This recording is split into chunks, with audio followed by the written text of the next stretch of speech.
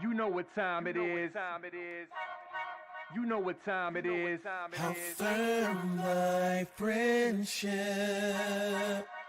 Oh, how you know what time it is. I'm raw with them boys of the fall. You know what time it is. On the ground with a nose for the ball. You know what time it is. Blood, sweat, and them tears for this game. Leaving it all out on the field with no fear for you lanes.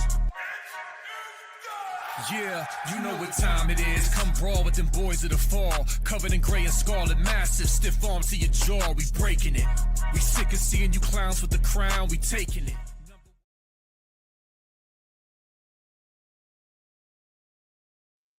What's good, Buckeye Nation? Welcome to the Buckeye Boys, where we talk about college football with real fans.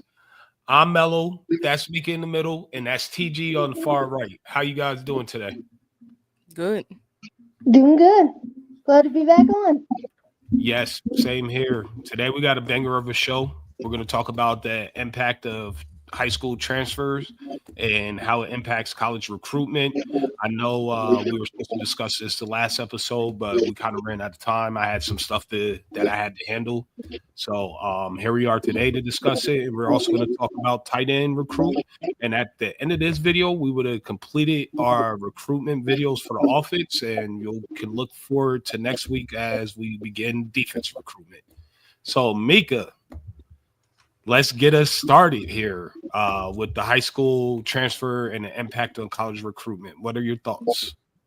Well, this is a topic I wanted to cover because I haven't seen it covered yet on any other show, and I've noticed an uptick in transfers in the high school ranks, and I know that a lot of people on the message boards are a little bit iffy about it, especially when the players have been to multiple schools, because they think it looks bad as a competitor if you're constantly transferring. And I just wanted to get you guys' thoughts on the topic and see how everyone feels about it. Okay, TG, you can start us off. Well, it depends on what the reason for you transferring is. To me, for me to have a feeling, like if you're transferring because you don't like the competitive nature, then yeah, that's concerning. Now, if you have personal reasons like moving down because of family and certain other stuff, or you don't like the curriculum or whatever, some different kind of reason that has nothing to do with the competitive side of things, that's fine. I don't have a problem with kids transferring if it's good for them. But if it's for you don't like the competition, that's a whole nother story. Well, to give you an example of a kid I know that's been negatively impacted, at least on the message boards from a fan standpoint, is Ja'Vari Brady, the wide receiver, because he started out at Monarch and then went to Chaminade Madonna and didn't really do much there, and now is back at Monarch, and people are using that against him as like a slight on his ability, and I just wanted to gauge your guys' opinion. And I've noticed that before it used to be like strictly a quarterback thing. You'd see it in quarterbacks a lot, transfer high schools. Like Dylan Raiola went to like 4 different high schools. And now it seems like every position's doing it. And my opinion is it all boils down to NIL again. Like people are wanting to speed up the clock, and then they get into a position where they feel uncomfortable, and a lot of these kids end up transferring back to the program where they started at. I mean, Savion Hyder did the same thing. He went to a different school, and now he's back at the one he started at, and he dominated at both. Don't get me wrong, but I'm seeing a lot of kids that seem to be unhappy where they started at, and then end up back there when all is said and done. Well, I think in that matter, it's a little different than Dylan Raiola's situation, in my opinion. So in that matter, it might be, yes, it could be NIL based, obviously, but it might be so much more like the kid thought the grass was greener on the other side, got there, realized it was a lot browner and it was burnt and it was going through a drought and the grass wasn't getting watered. So they didn't like that, the look of the landscape and the outlook of the program. So they decided, oh, I was wrong. Let me go back to where I came from, where I got family, where I have roots, where I know that the grass, it might not be Bermuda green, but I mean, it's still pretty green and luscious compared to where I just came from. Now with Dylan Raiola's situation, that was completely different. 4 high schools in 4 years, transferring from one to another to another to another. As a quarterback, how do you develop a connection with your wide receivers? How is that helping you in general? So it felt like you're just going for leverage where you get the most out of the situation in the new high school you're going to. And the reason that he got negativity about it is because it showed. Look at his recruiting process. He started at Ohio State, which made a whole bunch of sense. Like you had the QB guru and developer and Ryan Day. Then you transfer to UGA that doesn't develop quarterbacks at all, doesn't have a history of it. You develop one quarterback, Matthew Stafford, and that predated Kirby's time here. So you can't even count that as the baseline for why you were going there. Then you went and you flipped to Nebraska. And what I heard was you were trying to flip back to Ohio State, but Ryan Day wanted nothing to do with you for whatever reason. The relationship soured, and however it went, we're not privy to that. We hear different rumors, but no one, even the people that we hear rumors from, they don't even know. Like that's the most tight-lipped, secretive thing that ever happened at Ohio State. It's just insane.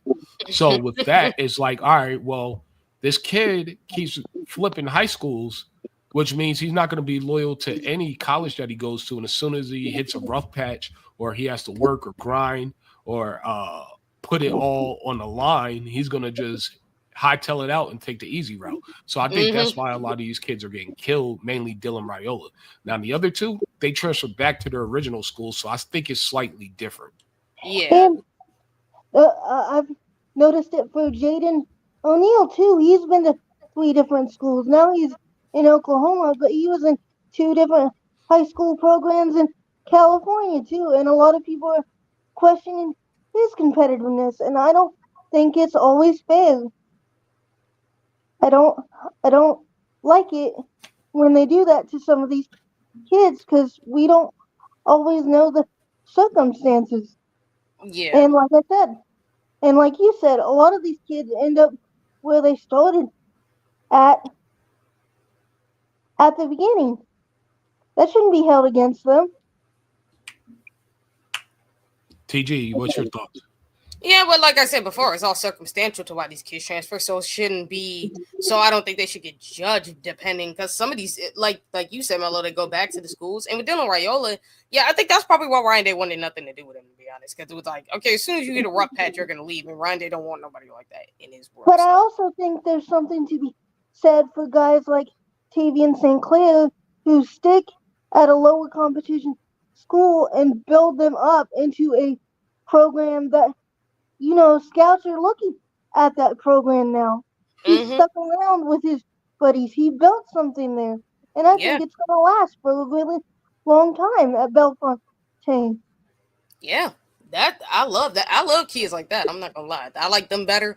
But like I said, if kids are transferring, there are circumstantial reasons for it. We don't know what it is. So we probably shouldn't say anything until we see like a certain pattern in which we know what it is. Exactly. That's all I'm saying. I want people to just cool their jets on the message boards. These are just kids.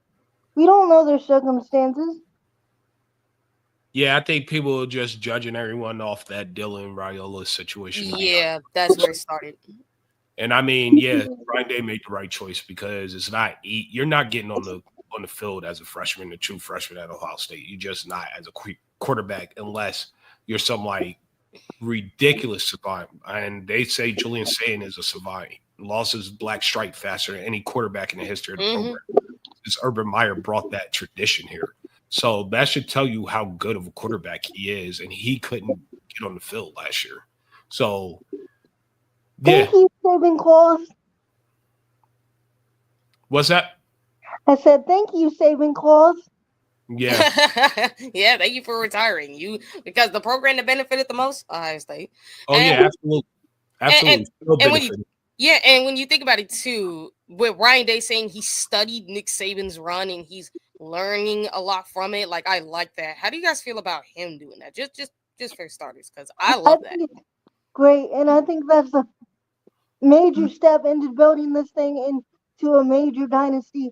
I'm telling you guys, I think we're gonna be something great. Like I think we could stand up against the Alabama dynasty if everything goes the way I think it can. Mm-hmm. I No. agree. And I think not only do this is how far I'm gonna go with it. Not only do I think that Coach Day studied what Coach Saban did, I think he talks to Coach Saban on a regular. I Yeah, I think do he too. talks to Coach Urban Meyer on a regular, and he Mm-hmm. talks to Coach Tress. Three of the greatest coaches of all time. Mm-hmm. Arguably the top two in terms of Nick Saban and Urban Meyer, the two best coaches of all time. That's not even to me debatable. And then Tress is easily top five. So he's leaning on the right people. He's leaning on that wisdom, you know.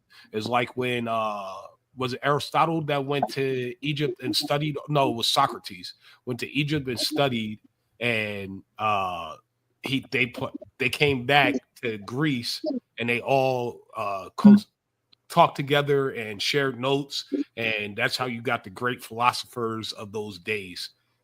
Look at you getting all historical. I'm I impressed. could be Yeah. wrong. It might have been I kind of think it's a guy with an E that taught all of them, and Yeah. they told them to go to Egypt.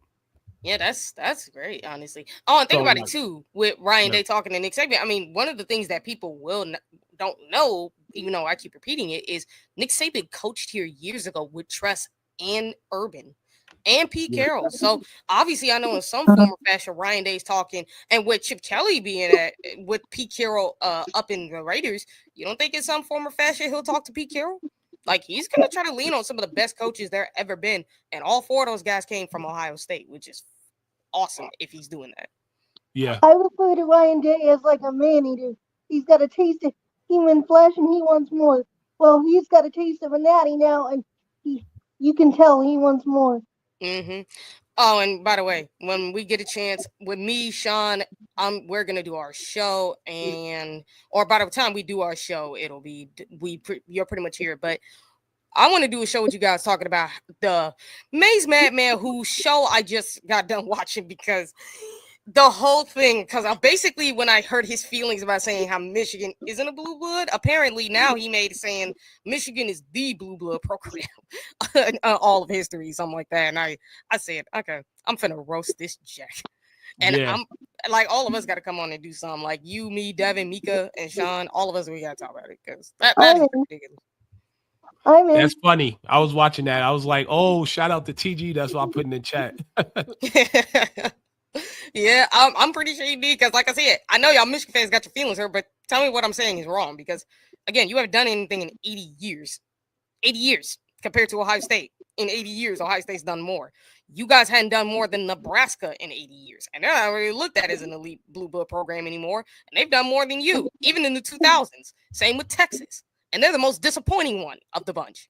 So So, my fault. I need to go back to this. So Socrates, who taught Plato, who taught Aristotle, Socrates studied in Egypt as well as Aristotle, and yes, he told him to go ahead and go over there and study.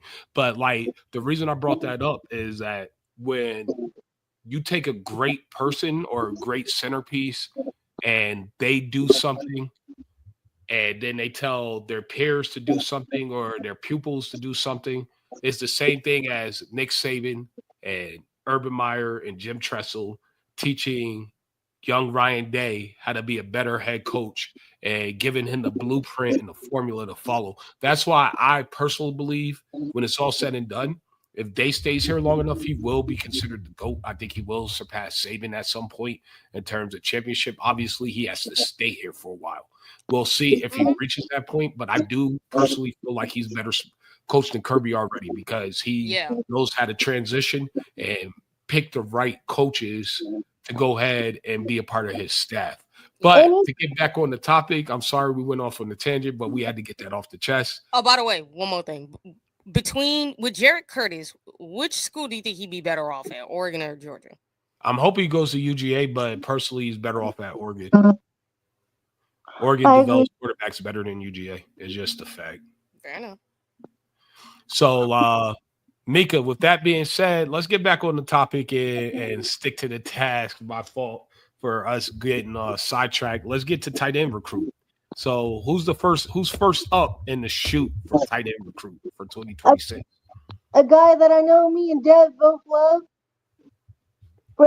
Braden Fogel. He's a 4-star in the 247 composite, 6'3", 225, out of Lexington High School in Ohio. And I actually found this guy by watching his basketball clips first, and all I could see was him dunking and just going crazy. And he can contort his body and go up for the ball in ways that I have never seen before. And What's his name again? Braden Fogel? Fogel? Yeah. Okay. He's really good at going up for the ball, and he can contort his body, like I said, in ways that I've never seen before. And I'm surprised we haven't offered yet, because he's really good. He's dominant on the basketball court, too. So, why do you think we haven't offered him? Because I think we're the favorite for a guy that's high ranked that I'll talk about later in the list. Okay. Yeah, I see who you're talking about right now. He's from Mansfield? Lexington. Yeah, but I think it says he lives in Mansfield. Is Lexington in Mansfield, the high school? Lexington, yeah. Okay. Where's he ranked? He's ranked number 10 tight end in the composite. Number 9 prospect in Ohio. Okay. And that's composite ranking. So yeah, 247 is slightly higher on him than the rest of the services. But I kind of value 247's criteria a little bit more than the rest of this. Because they're all jokes for the rest of them for the most part. Except at least Rivals kind of got it right with last year's class, especially with Tavius St. Clair. Oh yeah, Rivals definitely got it right, which is interesting. That actually made me want to pay attention to them this year, because if they're more accurate this year, I might have to start leaning towards them. Yeah, that's what I said. I was going to start looking at them. But yeah, it's actually kind of with his ranking. I'm looking at his highlights right now. This is the first time I looked at it. I'm going to be honest with everyone. Yeah, I'm looking at it now right now. Too. Me and Dad. He is. He's kind of massive. Yeah. In comparison, I mean, 6'3", 225 isn't huge, but he looks huge compared to these kids. I definitely think he's bigger than that now. He looks bigger on tape. He does. And he's very rangy. When he catches the ball, he's very good at catching it away from his body. And like I said, he can contort his body. And he's fast. He doesn't do a lot of walking, but I think he can grow into that, especially with Keenan. Because I think Keenan wants guys that can do both. And I think he's capable of doing both. Yeah. I mean, I see them lining him out as a wide receiver a lot, which is pretty interesting for a tight end. He's kind of like the Marion Witten mold type guy. Yeah. Yep, I know you're talking about. So I think if we go that route, I think he'll definitely should get an offer. I know he wants an offer from Ohio State. He's come out and said so. So I think if we do, we can land him. Yeah. I see UGA offer, LSU, Michigan. Oh, no, don't go to the Rival, please. No, God, come on, Ohio State. I know he's really into LSU right now, it seems like. At least that's what it seems like on his Twitter. He's been really into them. I mean, I don't blame him. I mean, LSU is a pretty good school, in terms of a little bit of research funding, but I also the location and just the like culture around the football program and how they're looked upon on campus. But I was just saying the name of some of his offers because Georgia, Michigan, they're known for having pretty elite tight ends. Purdue. Well, Colston Loveland might be their best one. I've actually looked at Michigan's tight ends in the NFL. Dude, do you know how ass they are when they go to the NFL? No, but I'm assuming most of Michigan players are like that. They are all the Michigan players are all ass in the NFL. Like, doesn't matter, especially the ones from 21 to 23, because I'm going to talk about that. These guys cannot hide the fact that the Cheaty scandal literally helped them with how often they're getting their butts kicked in the NFL. It's so ridiculous. And even the ones that ain't involved in that, they still suck. It's bad. So the only Mecah, one that's your good next tight end prospect that you had. Oh, I guess we lost Mecah. Oh, I think something happened. It happens. Yeah. But what were you saying? No, I was saying like the only good Michigan player there is right now is like Aiden Hutchinson and Nico Collins. That's it.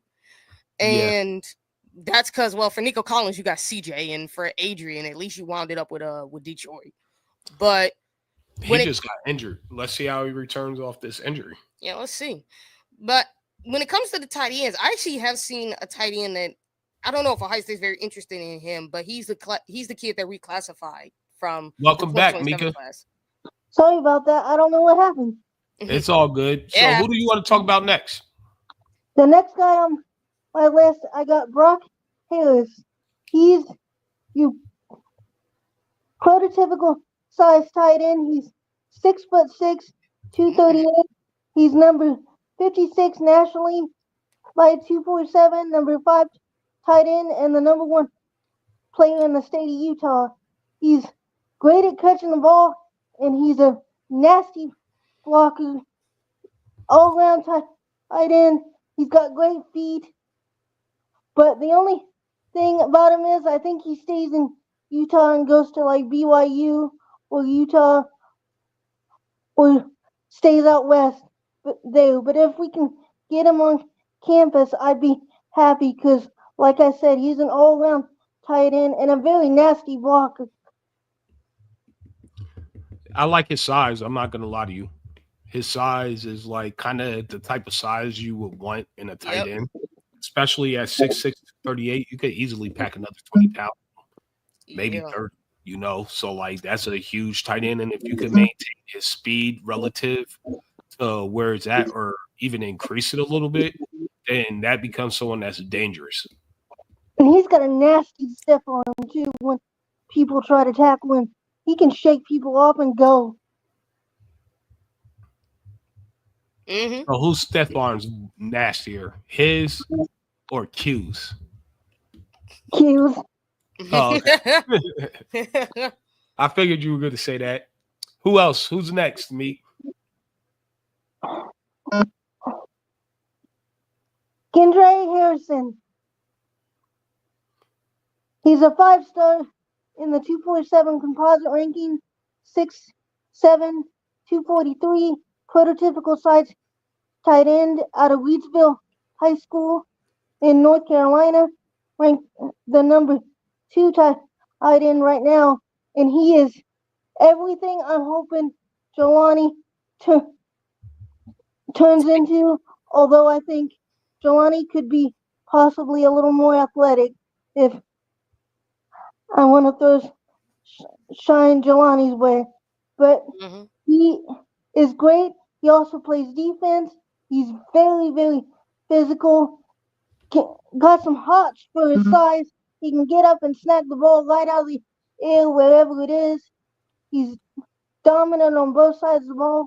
He's committed to Oregon right now, but I wish we could get him on campus. He's a great guy. He seems like a great leader, smart kid. Like I said, you prototypical all-around tight end. I'd love to get him, or at least get a shot at him, but I don't know if we'll get it.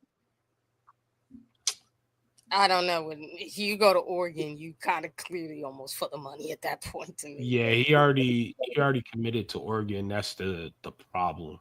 Yeah. And like I said, he's a beast on defense too. Like, I hope there's a chance Ohio State, if he could flip him and he chooses to do the hard work over just getting the easy payday, okay. But it's like, I always, like, if you're a kid that chooses Oregon, now we did see it with an offensive lineman who decommitted from Oregon and is looking around even more, especially with USC. But for granted, USC probably doing the same thing for all we know, but, you know. Yeah. But he is looking around as well, so he decommitted. So I think there's a chance with Keandre Harrison, because if he's not in it for the money, then I think there's a chance. But if that's all it is, just stay as far away from him as possibly can be. I don't care how good of a player he is. If you're not a culture fit, please stay away from Ohio State.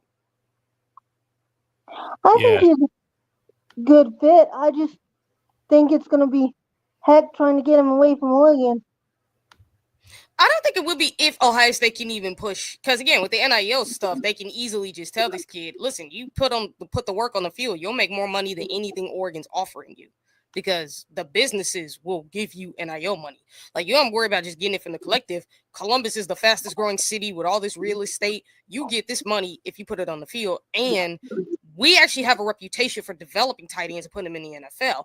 They may not be superstars like, you know, what Georgia has, but they're productive.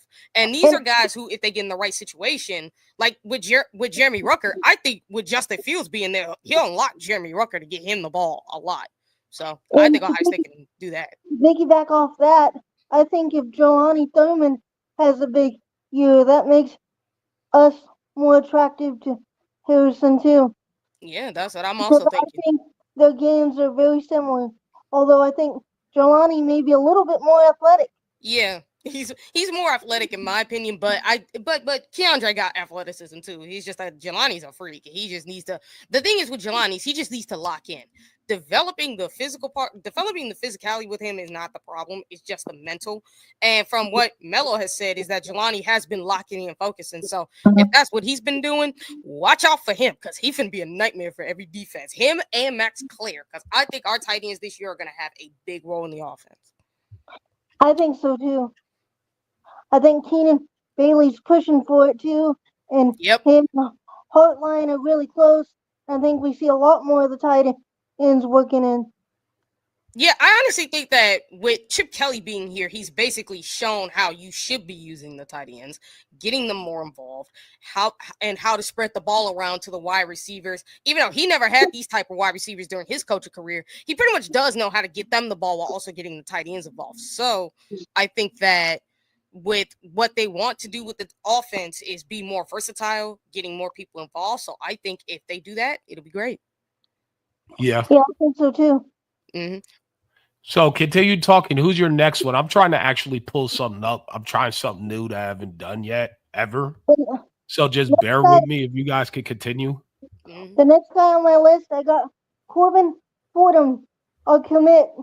He's number 378 nationally, number 18 tight end, and the number 52 player in the state of Florida out of the Bulls School. And the first thing that jumps off his tape, the very first play I saw of him was him smashing into a guy to block to break a really big run for his running back. He loves blocking, and he's a good catcher. He's an all-around tight end. He's nasty. He's a leader. He looks up to G. Scott a lot, I know, and he reminds me a lot of G. Scott personality-wise. Yeah. I seen his tape. I said, oh, he was a sneaky good get for Ohio State, to be honest. And I think they'll keep him just because no other school really wanted him. So. And I love tight ends that take pride in blocking. Yep. That want to see their teammates have success and build on that. And I think that goes for every position, to be honest. And look forward to the toughness of it. I think that goes for every position. I'm not going to lie. That goes for every position. Even wide receiver. You know, Mika, what do you think of Mark Bowman? I think he's great. You see that? Yeah. This Jelani right here. Hold on, let me see something. I want to see if people can see what he really looks like. Yes, sir. Wow. Did it get bigger for you guys? He looked like he did. No, I'm talking about the screen. Oh yeah. No, mine didn't. I can see it, bro. Okay, so you just saw him jumping over that human. Yeah. Yep. Which was ridiculous. So this is what I'm saying when people are sitting here talking about Max Clear, like you let Jelani get some chemistry with Julian saying there's nothing this kid can't do. Like he's easily the best tight end in the country if he handles his business. Yeah. And As long from as what his cousin told me, he's handling his business. And what I've seen in the conversations I had with Bryson Rogers, he's handling his business. So, all right, let me see if I can stop sharing. All right, pull you guys back up there. You know what's funny? Before StreamYard started messing up, I was actually messing around with that myself. Oh, trying to do that? Yeah, I was trying to see if I could share my screen because there might be some stuff I might want to share when we get back to working. When StreamYard gets back to working, then yeah, we can actually start doing that because I might have some stuff I might want to show them. But I just wanted everybody to see what type of athlete Jelani is, and I know you guys think I'm crazy when I say like if Jelani's locked in, Max Clear is not keeping him off the field. Right. Jelani will be tight end number 1. Max Clear will go to tight end number 2. Like it's just a simple fact. There's certain things you can't teach. Honestly, I think they're both tight end 1. I think they're both. Yeah. That's true. But what I'm saying is like people think like Max Clear is clearly just better than no. I could pull up. I'm going to try to pull up what Jelani's doing down here right now so you can see the routes that he's working on, and you could tell me what you think about his route running if he's a tight end or a wide receiver. You would think he's a wide receiver with how he runs because with some of the routes I've seen him run, I'm like, can we, like, please have this do it during the regular season. Bill was a wide receiver basically in high school in Georgia, just a huge wide receiver. People forget. Right.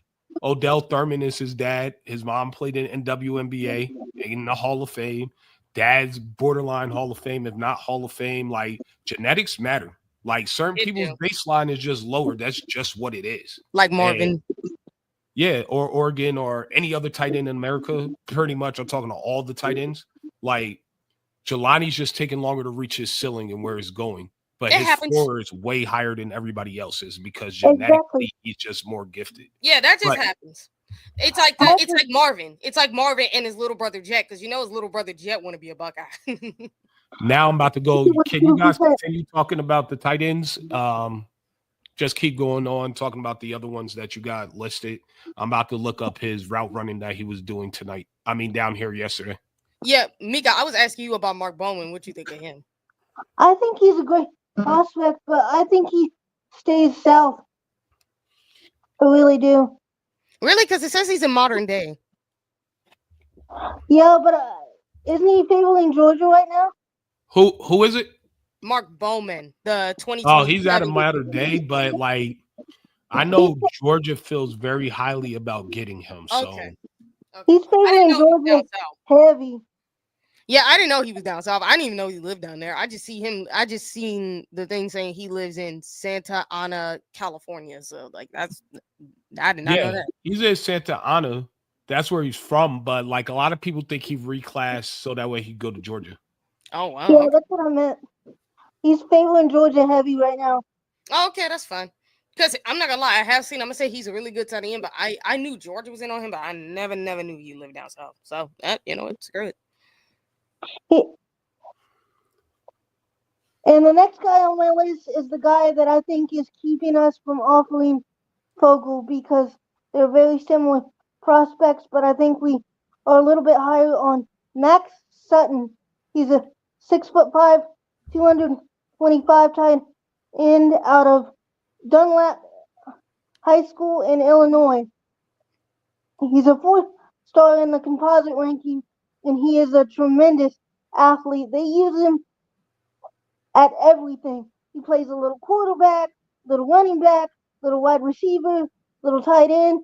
He does everything. He's just athletically dominant. I love him, and I think we're very high on him. And Bill Probably because we look at him. When you said all that, I said the first thing that came to my mind was Bullpen Miller because he did all that too. Like it's quarterback, DB, playing wide receiver, could play like just that. Like that's probably why. He's bigger. I'd like to see him block more, but he can definitely grow into something really special.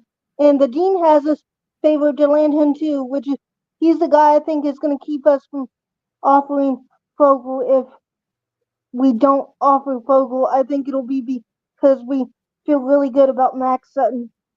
Yeah, he also is the same weight, 225. The both of them is.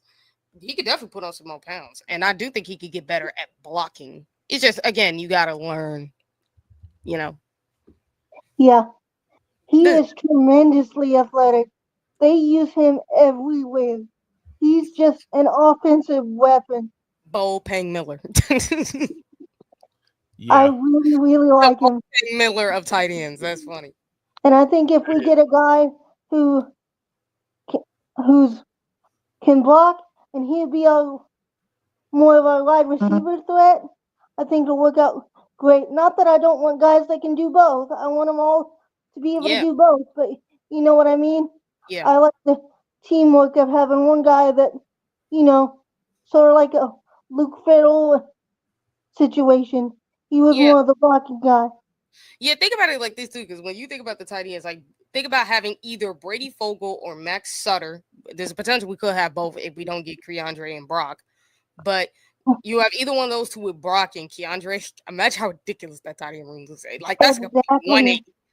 That's a complete 180 from what we do with the tight end room. Like so, Mecah, my question for you is: who is the number one target? Do you think that Coach Key wants as tight end one in this class? I think right now he's leaning more Mac, but I think if we can get Fogel on campus and get him to camp, I think he'll fall in love with him too. So I don't know. So if you're thinking, the reason I asked that is because for the past 2 to 3 years, Coach Key has hit his number one target on tight end. So and I'm assuming that tradition is going to continue. So that's why I was just wondering. Like I said, if we can get Fogel to camp, I think he'll fall in love with him. So I cannot pull up Jelani's route running. My IG is not linked to my computer. I usually do IG on my phone, and I do not remember the password. So I'm sorry for that. But if you go on IG and you go to Jelani Thurman's Instagram stories, he has video up there of him working on route running yesterday with a wide receiver that's on the Saints, another wide receiver that's on the Broncos, and then a couple of high school kids that are local down here, and they're all working together. I've seen the route video. Running is ridiculous, and he's catching balls off these routes as well. So it's the same drills that Marvin Harrison does as well. I could have pulled that up just for you to get an idea, but it's not the same because obviously he's not Marvin Harrison. But I wanted you to see him doing the route running. So honestly, you could get to your head why I say if he's focused and with his size and just his natural ability, he's tight end one for Ohio State. Yeah, like I said, send it to me. I got you. I've seen the videos he's done with Bryson Rodgers too. I agree with you. I think they're the two most slept on Buckeyes on the team. I really do. Yeah, and think about it too. Bennett Christian's actually been putting it in his own too, impressing the heck out of Keenan Bailey as much as Jelani as well. So, I mean, Bennett could be another sleeper here for all we know. No, the tight end room I think is going to be a massive strength in terms of the team. The only room that I'm a little nervous about is really the DN room. Yeah. I say the D line room overall, but it's mainly the DN position because I think we severely lack depth in terms of experience as well. Yeah, I'm gonna say I'm not worried about the line room. I'm just worried about defensive ends. Like the D line as a whole, I kind of understand, but like I'm not worried about it because we do have Taiwan Malone and Jason Moore as the backups. And from what Right. Larry Johnson has said about Jason Moore, is like that kid is good. It's just that he has been buried on the depth chart because we've had so many guys. So I'm super excited about him. Yeah. He's the one guy I want to see the most on the defense coming up. absolutely. Outside of Devin Sanchez, obviously, for obvious reasons. But Absolutely. the end, we need depth. We have to have it. We need to at least Don't- get CJ Hicks. huh? Don't sleep on- CJ Hicks. Yeah. But we don't know what he's gonna do as well. So like I wanna hopefully we can get somebody in the transfer portal that's already proven. Yeah. Even if CJ Hicks is elite, that's still just really 3 elite DNs and Ziggy Grady. We do have Logan George, who we don't know much about yet, who got out Exactly. of portal. But from what I understand, from what Larry Johnson said about him, CJ Hicks, and Joshua Mickens, all three of those guys are great. And I tend to trust Larry because he's smarter when it comes to the line than me. Of course. I'm just saying for my comfortability, I know what you're saying. Gonna I know what get you're one saying. more proven guy that we already seen has played significant minutes. It doesn't have to be starter role, but was at least in a 2 deep wherever he's coming from. Yeah, I That get what you're there's saying. film on for me to feel like, all right, yeah, we're definitely. I do feel I'm at 98% that we could run it back, but Mhm. for me to be at that 100%, I need to see that DN depth. Yeah, I want to see that too. I do think that like trust me, I get it too, and that's what I say too. I do want like at least another depth piece because I don't want to throw Zion, and I get it. These young guys got to develop at some point, but wait till his second year. But I want to see like us have the D line depth, particularly at edge rusher, because I know we got the D tackle depth. Is the edge rushers? Oh yeah, Don't exactly. sleep on Josh Mickens either. If he can put on weight, that kid's gonna be a monster. Yeah. We Um, Yeah, I've heard he's been having trouble putting on weight. I'm not really sure. I need to look into that a little further. we stole him from LSU. If he can Yep. put on weight, he's going to be a monster. His foot speed is insane. He's got the get off. You can tell, man. He'll be something special. He just needs to carbo load or something. I hope he can do that. I just hope that because sometimes sometimes having trouble gaining weight depends on. It's always something that's wrong there, or it could be just a genetic thing where it's like you don't gain weight till a certain point. So. And he's got the long arms too. He can reach around and knock the ball out. I'm really excited to see what he can do and see if he can put on weight because I think he can be something really special. Honestly, I think both him and CJ Hicks. That's what I see it, man. I'm like, it's so amazing how we got these two guys and how we haven't seen them that much yet. Because that's crazy. Mecah, where are you on with tight end? Are you pretty much complete with that? I'm done with my list. Yeah. All right. So, any final words before we get on out of here? Everybody have a great day and go Bucks. OH. IO. What about you, TG? My whole thing is I can't wait to see. I want to see the spring. I want to see the team. I want to see how everything is going, and I can't wait to see Jelani. Like I said, I want to see how well he does. I've been rooting for this kid since he came in. I'm like, if he could put it all together, we got special tight end. Like legit, even more special than we got in Luke Farrell and Jeremy Rucker. And I think those two are the most complete tight ends we've ever had. So I can't wait. Quick question off topic. I got to do it because I'm curious. Do you think we extend the wide receiver rotation this coming season? Yes. Yeah. I think so too. I think so. I think we're going to, like I was talking to Dev yesterday, I think we're going to lean more on the passing game.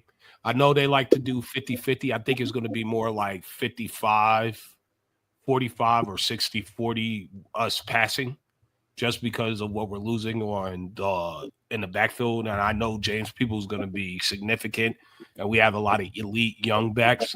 But I think our strength is going to be in the passing game this year. And I also think we're going to see running backs used in the passing game more too. Yep. Yeah, I agree with that. For me, my final words are I'm waiting to see Pro Day. I think that's the next big thing, next big target on my calendar. I want to see how they do in the Pro Day. I'm going to watch it. I'm going to tape it. I'm going to dissect it. I'm going to watch it again, and then I'm going to dissect it again and then rewatch it. And I want to see if Jelani Thurman is one of the receivers used for Will Howard, because that also will tell me a lot. I want to see if they're going to have Well, we only have one wide receiver going, but if we had multiple wide receivers, I would like to see if they were going to have Julian throw as well. Because sometimes if you have a lot of pass catchers in the pro day, they don't want to burn out the starting quarterback, so they'll have another quarterback throw the pass catchers besides just the starting quarterback. So I'm interested to see what happens in pro day, and then what they're going to do for the spring game, and who we're going to get in the portal for DN. And hopefully we won't lose anything too significant into the portal and get ready to go on that 25 natty run. With that being said, thank you for joining us again on another recruiting episode with myself, TG, and Mecah. And have a great weekend. Go Bucks. OH. Ayo. Mecah, you forgot again. No, I didn't. I said She didn't say it, but she kind of cut out a little bit. Oh, okay. Ayo. Ayo.